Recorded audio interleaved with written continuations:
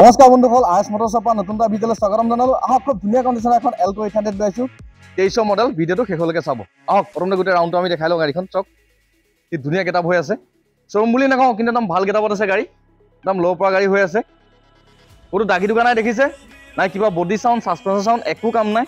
Tyre condition মজা হৈ আছে, গোটেইকেইটা আপোনাৰ 90% প্লাছ হৈ আছে।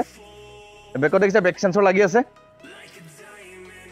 সৰু অকণমান স্কেচ আছে এইখন নকৰিলেও চলে। যদি কাষ্টমাৰ ৰিকমেণ্ড থাকে তেতিয়া আমি অকণমান কৰাই দিম, কিন্তু নকৰিলেও চলি যায়। ছেকেণ্ড হেণ্ড বুলিলে অকণমান খোজখাজ দাগিটাটো থাকিবই, কিন্তু গাড়ীখনৰ ইঞ্জিন, গিয়াৰ বক্স, ছাছপেনশ্যন এইকেইটা বস্তু ভাল হ'ব লাগে, যাতে গাড়ীখনলৈ টেনশ্যন ফ্ৰীকৈ 4-5 বছৰ চলাব পৰা হ'ব লাগে।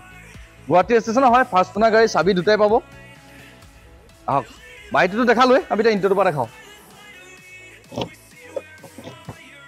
এই ইণ্টাৰটো চাওক, এছ'চিয়েজ কমপ্লিট লাগি আছে দেখিছে। শ্ব'ৰুম বুলি নকওঁ, কিন্তু যিজনে ৰাখিলে খুব ধুনীয়া গেটআপত ৰাখিলে, সেইকাৰণে বহুত ধুনীয়া হৈ আছে গাড়ী। ইয়াত পাই যাব আপুনি দুখন পাৱাৰ উইণ্ডো পাই যাব, দুটা এয়াৰবেগ পাই যাব দেখিছে। এটা ষ্টেঙত এয়াৰবেগ পাই যাব, এটা এয়াৰবেগ পাই যাব, ডুৱেল এয়াৰবেগ। আপোনাৰ চাউণ্ড ছিষ্টেম লাগি আছে দেখিছে। AC হিটাৰৰ পৰা ধৰি গোটেই সকলোখিনি আছে। চিট, মেট কভাৰ এইখিনি ভাল কোৱালিটি লাগি আছে। মেট দেখিছে, দামী কোৱালিটি মেট লগাই থোৱা আছে। গাড়ী দৰ্জা দেখিছে সম্পূৰ্ণ চিল হৈ আছে।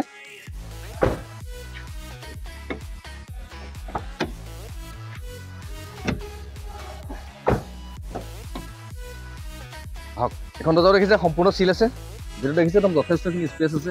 চিট কভাৰ একদম ধুনীয়া হৈ আছে আৰু বাকী টায়াৰকেইটা চাওক, টায়াৰ চাওক, এইটো টায়াৰ দেখিছে আপোনাৰ 90% প্লাছ হৈ আছে। এইবিলাক আগৰ টায়াৰটো চাই লওক, এইটো দেখিছে 90% প্লাছ আছে। টায়াৰ যিকেইটা লাগি আছে মোটামুটি আপোনালোকে 35,000 কিলোমিটাৰ আৰামত চলাব পাৰিব। মাৰুতি গাড়ী চলি যায়। বেকত আপুনি বেক চেঞ্চৰ পাই যাব দুটা। আহক ডিকি দেখিছে সম্পূৰ্ণ চিল হৈ আছে। স্প্ৰেটো মোটামুটি আছে, আপোনাৰ স্প্ৰেটো লগাইছিলে বাৰু, আনটাচ নহয়, 2 এদিন লগাইছে স্প্ৰেও মোটামুটি আপোনাৰ 80% প্লাছ আছে।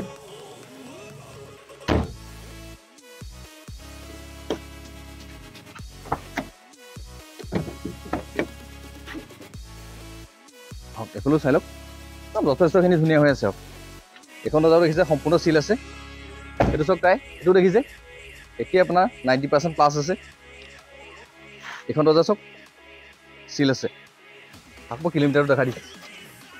ইয়াত দেখিছে 35,171 কিলোমিটাৰ চলিছে উইথ ছাৰ্ভিচ ৰেকৰ্ড। যদি কোনোবাই ভাবে ডিলাৰত চেক কৰোঁ, চেক কৰিলেও পাৰিব। যদি কোনোবাই মেকানিকেলিও চেক কৰোঁ, চেক কৰিলেও পাৰিব। একদম মজা গেটআপ হৈ আছে গাড়ী। আহক মই মনিখন আগে ইঞ্জিনটো পাক দেখাই দিছোঁ। ইয়াত দেখিছে এফ্ৰণ্ট দেখিছে চিল হৈ আছে। ABS পাই যাব। ইঞ্জিনত দেখিছে বহুত ষ্টিকাৰ লগা নাই, ক'তো আইৰণে হোৱা নাই। ৰেটৰ ফ্ৰণ্ট দেখিছে চিল হৈ আছে, একদম টিপটপ কণ্ডিশ্যন হৈ আছে। আৰু বেটেৰীটো গ্ৰীণে হৈ আছে। আৰু ইয়াতো কোনো ধৰণৰ ৰেঞ্চ চেঞ্চ খোলা মেলা হোৱা নাই। কোম্পানীৰ পৰা যেনেকৈ দিছে জাষ্ট গাড়ী তেনেকৈ আহিছে। বনেট দেখিছে চিল আছে।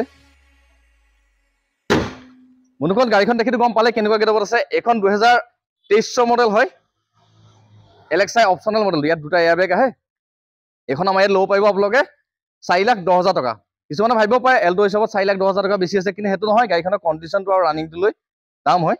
এতিয়া আমি 2023 গাড়ী আপোনাৰ 3.5 লাখতো বিকিছোঁ, 3,80,000তো বিকিছোঁ। এতিয়া অলপ বেছি চলা আহে, অকণমান দাগি দুগা থাকে, টায়াৰ চাই অকণমান দবা থাকে। এইখন কৰিবলগীয়া জাষ্ট কাম একো নাই, নিজা ষ্টাইল ভাই আপোনালোকে চলাব পাৰিব। সেইকাৰণে এইখনৰ দাম হ'ব আপোনাৰ 4,10,000 টকা। ফাইনেন্সিয়েল এভেইলেবল আছে। যদি কাৰোবাৰ চিভিল প্ৰফাইল ইনকম খুব বেছি ভাল থাকে, মোটামুটি আপোনালোকে 60,000 বা 70,000 টকা ডাউন পে'মেণ্ট দি আপোনালোকে লৈ যাব পাৰিব। আপোনালোকে আহক নিজে আমাৰ ডিলাৰত ভিজিট দি কেনেকুৱা গেটআপত আছে গাড়ীখন এবাৰ চাই লওক। দামটো আমি কিবা এটা চাই দিম। বন্ধুসকল যদি গাড়ীখন দেখি ভাল লাগিলে, ভিডিঅ'টো চাই ভাল লাগিছে, ভিডিঅ'টো লাইক, শ্বেয়াৰ, কমেণ্ট আৰু চেনেলটো ছাবস্ক্ৰাইব কৰি থ'ব। এতিয়া আমাৰ নতুন নতুন ষ্টক আহি আছে, আপডেট ভিডিঅ'বিলাক আপোনালোকে পাই থাকিব।